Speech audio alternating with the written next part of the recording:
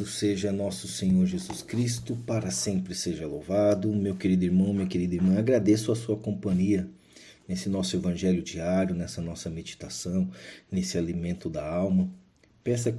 Peço encarecidamente que você curte e compartilhe esse nosso apostolado para que outras pessoas também possam ser alimentadas da palavra de Deus. Hoje o evangelho é de Lucas, capítulo 21, versículo 29 a 33.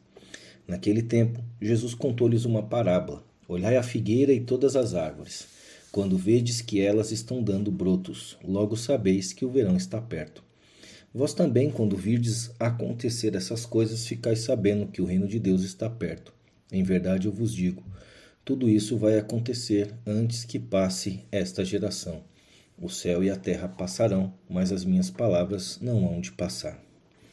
Meditação do Evangelho, de acordo com o livro Falar com Deus, do Padre Francisco Fernandes Carvajal.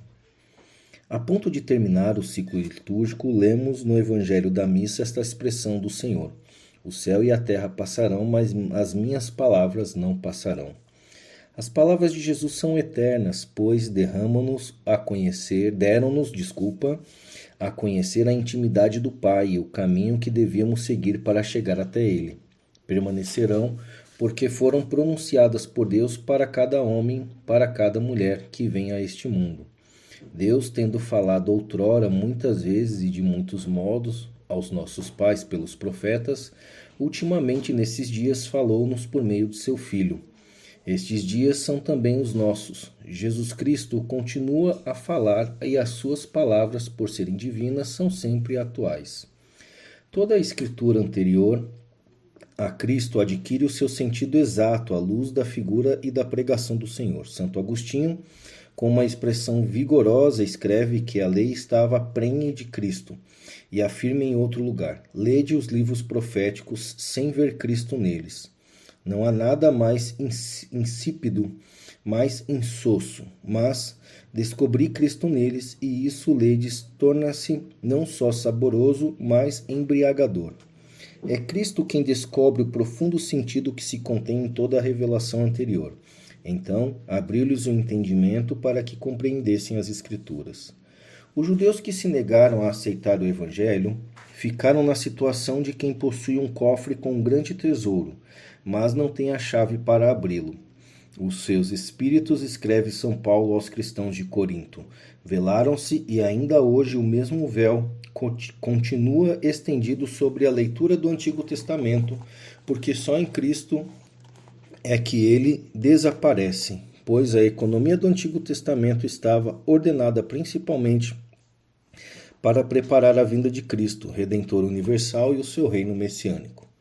Deus, que é o inspirador e autor dos livros de ambos os testamentos, dispôs as coisas sabiamente, de tal modo que o novo estivesse latente no antigo e o antigo se tornasse claro para o novo. É comovente nesse sentido o diálogo em que o apóstolo Filipe, o etíope, ministro de Candace, que lia o profeta Isaías. Compreendes o que lês? Perguntou-lhe Filipe. Como poderei compreender se não houver alguém que mo explique? Então, principiando por essa passagem da Escritura, anunciou-lhe Jesus. Jesus era a peça-chave para que compreendesse. São João Crisóstomo comenta assim esse episódio narrado pelos Atos dos Apóstolos. Considerai como é importante não desleixar-se em ler a Escritura, até mesmo numa viagem. Pense nisto aqueles que nem sequer em casa a leem, porque estão com a mulher, ou porque militam no exército, ou estão preocupados com os familiares e ocupados em outros assuntos. Julgam que não lhes convém fazer esse esforço por ler as divinas Escrituras. Este bárbaro etíope é um exemplo para nós, para os que têm uma vida privada, para os membros do exército, para as autoridades e também para as mulheres, com maior razão se estão sempre em casa, e para os que lhe escolheram a vida monástica. Aprendam todos que nenhuma circunstância é impedimento para a leitura divina, que é possível realizá-la não só em casa, mas na praça, em viagem, em companhia de outras pessoas ou no meio de uma ocupação. Não descuremos, rogo-vos, a leitura das Escrituras.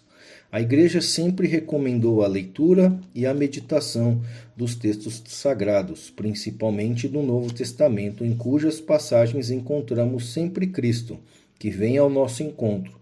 Uns poucos minutos diários ajudam-nos a conhecer melhor Jesus, a amá-lo mais, pois só amamos aquilo que conhecemos bem. Meu querido irmão, minha querida irmã, agradeço a companhia. Faça como falamos agora aqui, meditamos desse evangelho, escutar a palavra de Deus em todos os nossos momentos, no deslocamento. Então mande para aquele seu amigo, aquela pessoa que precisa deste alimento na alma. Então curte, compartilha, segue, vamos dando relevância a esse nosso conteúdo para que outras pessoas possam ter acesso. Louvado seja nosso Senhor Jesus Cristo, para sempre seja louvado.